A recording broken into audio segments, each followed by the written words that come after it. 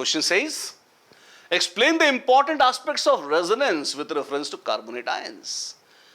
Resonance is a very unique concept in chemistry. What does it say? It means that there are molecules in nature. The concept of resonance involves this idea. There are molecules in nature which, if you want to draw their structures, you would not be able to draw an accurate structure using just a single bond or a double bond or a triple bond. So, whenever the actual structure of a molecule in nature cannot be accurately represented by just using single, double or triple bonds, then the concept of resonance is invoked. What do we do then? In that case, we say that the actual structure can be imagined. Please remember, not written. The actual structure can be imagined as if it is somewhere in between more than two or more than two Lewis dot structures, which are called contributing structures. That is confusing. Let me tell you this with reference to carbonate ion. Say, for example, we write down the structure of carbonate ion.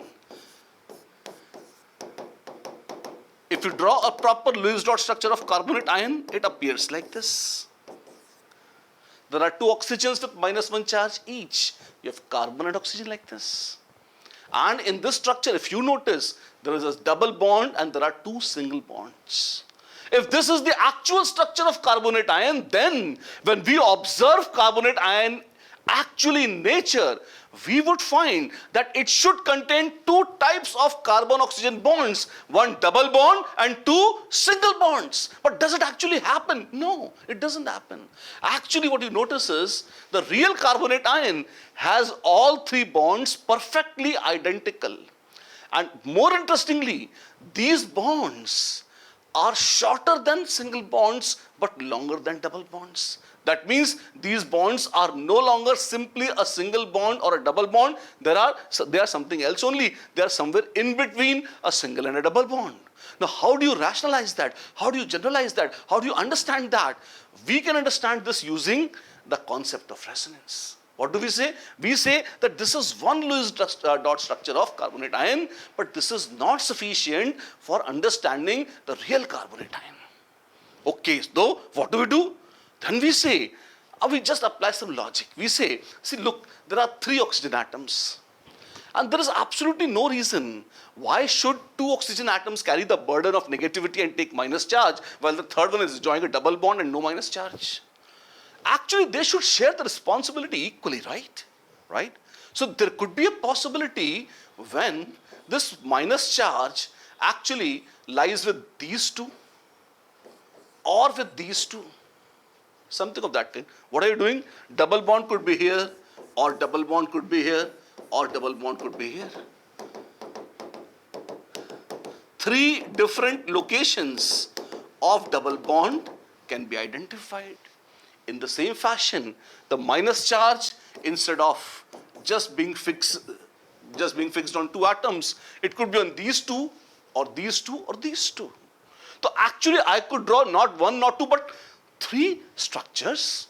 All of these 3 are perfectly correct Lewis dot structures. You might feel that, okay, if I just rotate this, I'll get this. Rotation is not the problem. The problem is, if you take 1 or 2 or 3 and assume that rotation is not allowed, the atoms are fixed in this space. If you take 1 or 2 or 3, each of these Lewis structures, do they represent the actual carbonate ion? The answer is no.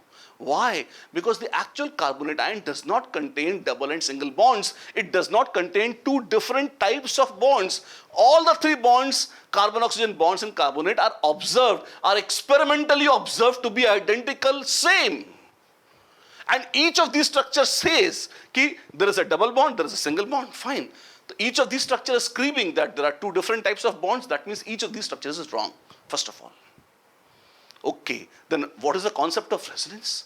The concept of resonance says that you draw all possible structures and you assume that these structures are canonical structures, or they're also called contributing structures, or they are also called resonating structures.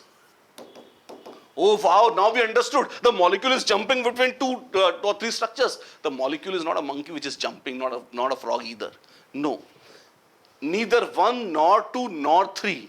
One or two or three never actually exist. Please remember, they never actually exist.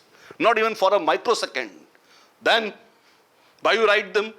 We write them because on pen and paper, this is the human limitation, not the limitation of nature. We imagined the bonds to be just single bond, double bond, or triple bond. So if you want to clearly write down the structures in terms of single, double, or triple, this is the maximum you can do. And the actual structure is neither one, nor two, nor three. It is somewhere in between these three structures. What? Yes, it is somewhere in between these three structures. And that is the actual resonant structure of carbonate ion. That carbonate ion structure is always present. It is not jumping between any one, two, or three structures. That is a permanent, prevalent structure of carbonate ion which exists from beginning to the end forever. What is that? That structure sometimes is denoted like this. You draw dotted lines, which shows that pi bond is not just between this or this or this. Actually, the pi bond is spread over all these. You can say that now you can write down carbonate. Why not write it like this? There is still a problem. We have not quantified how many pi bonds are there, how many lone pairs are there, what is the charge on each atom. These details are missing from this style of writing. So this style is not regarded with great respect. It is just used for imagining that pi bond is not fixed between one carbon and one oxygen. It is a delocalized pi bond. This is the way we call it. It is a delocalized pi bond. The pi bond is spread out over this zone entirely. So this is the zone on which pi bond or pi electron cloud is spread, and there is a partial pi bond. You could say that because it is between three atoms, 1/3 pi bond here, 1/3 pi bond here, 1/3 pi bond is here, and this is how we imagine the structure of carbonate ion. So there is a 1 sigma bond. Yes, so 1 sigma is always there. Please note, in each of these structures, 1 sigma bond is always there. But what is delocalized, what is actually variable, is a pi bond. So bond order of 1 can be attributed to each of these structures, each of these bonds. But an extra pi bond is not fully here, not fully here, not fully here. So we just say that 1/3 pi bond is here, 1/3 is here, 1/3 is here. So 1 plus 1/3, 4/3. We say that bond order of CO bond in carbonate is 4/3. That means, or 1.33. 1 sigma and 0.33 pi bonds. That is the way it is. This is the structure of carbonate ion, and this is how we interpret resonance also with the example of carbonate ion.